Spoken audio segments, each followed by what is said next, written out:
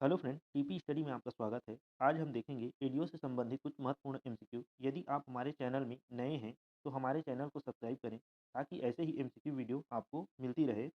चलिए देखते हैं आज का टॉपिक। आज का टॉपिक है दोस्तों हरित क्रांति। यह हरित क्रांति का दूसरा एमसीक्यू है। यदि आप इसके पहले एमसीक्यू को नहीं देखे हैं तो उसका लिंक मैं इस वीडियो के डिस्क्रिप्शन बॉक्स में डाल दूंगा, वहाँ से जाके देख सकते हैं। यदि आप एडीओ से संबंधित और एमसीक्यू पाना चाहते हैं तो उसका प्लेलिस्ट इस चैनल में बना है दोस्तों, वहाँ से जाके आप देख सकते हैं। उसका लिंक मैं इस वीडियो के डिस्क्रिप्शन बॉक्स में दे दूंगा, तो आप वहाँ से जाके देख सकते हैं। चलिए देखते हैं इसमें क्या क्या क्वेश्चन पूछा गया है।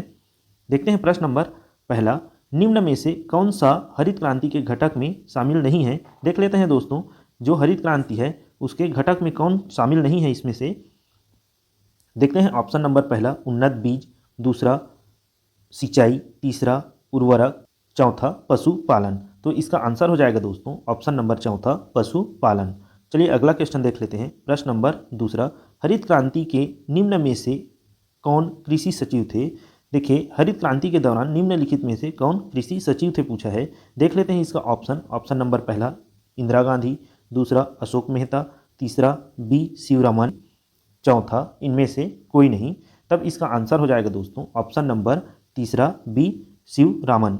तो इसको ध्यान देंगे। चलिए अगला क्वेश्चन देखते हैं। प्रश्न नंबर तीसरा, प्रथम हरित क्रांति की आधारशिला क्या थी। देखिए दोस्तों, प्रथम हरित क्रांति 1966 में जो आई थी उसकी आधारशिला क्या थी पूछा है। देख लेते हैं इसका ऑप्शन। ऑप्शन नंबर पहला वाटरशेड मैनेजमेंट, दूसरा अनुसंधान केंद्रों की स्थापना, तीसरा उत्पादकता में वृद्धि, चौथा इनमें से कोई नहीं। तो इसका आंसर हो जाएगा दोस्तों ऑप्शन नंबर तीसरा उत्पादकता में वृद्धि। देखिए दोस्तों, जब प्रथम हरित क्रांति लाया गया तब गेहूं के उत्पादन में बहुत अधिक 2000 गुना वृद्धि हुआ था। तब इसका आंसर उत्पादकता में वृद्धि हो जाएगा, तो ध्यान देंगे इसको। चलिए अगला देखते हैं। प्रश्न नंबर चौथा, द्वितीय हरित क्रांति का आधारशिला क्या थी। देखिए दोस्तों, द्वितीय हरित क्रांति कब आई थी। 1980-81 में द्वितीय हरित क्रांति लाई गई थी। तब इसका आधारशिला क्या थी पूछा है। देख लेते हैं इसका ऑप्शन। ऑप्शन नंबर पहला समर्थन मूल्यों की सिफारिश, दूसरा नवाचार लागू करना,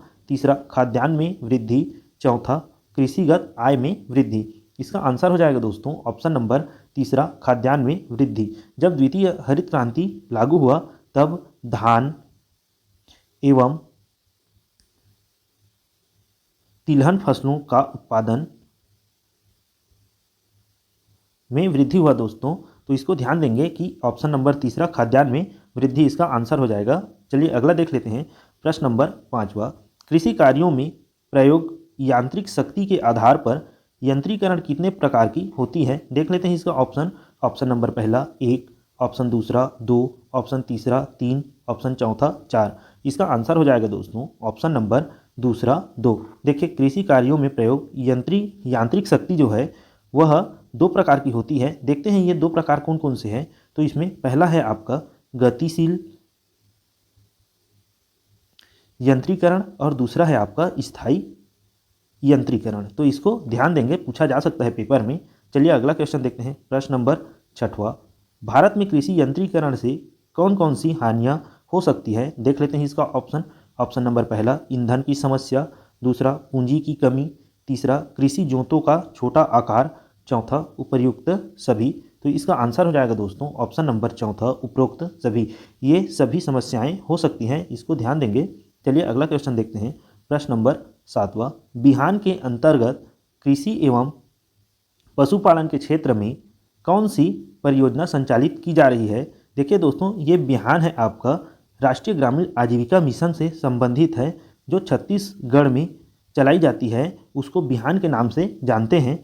तो इसको देख लेते हैं इसके ऑप्शन में क्या क्या है। ऑप्शन नंबर पहला महिला किसान सशक्तिकरण, दूसरा संवहनी कृषि, तीसरा एक एवं दो दोनों, चौथा इनमें से कोई नहीं।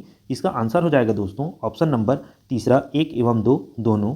चलिए अगला क्वेश्चन देखते हैं। प्रश्न नंबर 8, किसान क्रेडिट कार्ड योजना का उद्देश्य है। देखिए दोस्तों, यहाँ किसान क्रेडिट कार्ड योजना, इसी को हम लोग केसीसी के रूप में जानते हैं। इसका उद्देश्य पूछा गया है। देख लेते हैं इसका ऑप्शन। ऑप्शन नंबर पहला फसलोपरांत व्यय आवश्यकताओं की पूर्ति, दूसरा किसानों की उपयोग आवश्यकताओं की पूर्ति, तीसरा लघु अवधि कृषि आगतों हेतु 7 आवश्यकताओं की पूर्ति, चौथा उपयुक्त सभी। तो इसका आंसर हो जाएगा दोस्तों ऑप्शन नंबर चौथा उपरोक्त सभी। चलिए अगला देख लेते हैं प्रश्न नंबर 9वां। निम्नलिखित में से छत्तीसगढ़ का कौन सा जिला पूर्ण जैविक जिला के अंतर्गत नहीं आता। देखिए दोस्तों, इसमें से कौन सा जिला है जो पूर्ण जैविक जिला के अंतर्गत नहीं आता पूछा है। देख लेते हैं इसका ऑप्शन। ऑप्शन नंबर पहला दंतेवाड़ा, दूसरा बीजापुर, तीसरा सरगुजा, चौथा कोरबा। तो इसका आंसर हो जाएगा दोस्तों ऑप्शन नंबर चौथा कोरबा। जो कोरबा है यह पूर्ण जैविक जिला के अंतर्गत नहीं आता, इसको ध्यान देंगे। चलिए अगला क्वेश्चन देखते हैं प्रश्न नंबर 10वां। केंद्र परंपरागत कृषि विकास योजना कब संचालित हुई। देख लेते हैं इसका ऑप्शन। ऑप्शन नंबर पहला 2013, दूसरा 2012, तीसरा 2016, चौथा इनमें से कोई नहीं। इसका आंसर हो जाएगा दोस्तों ऑप्शन नंबर तीसरा 2016।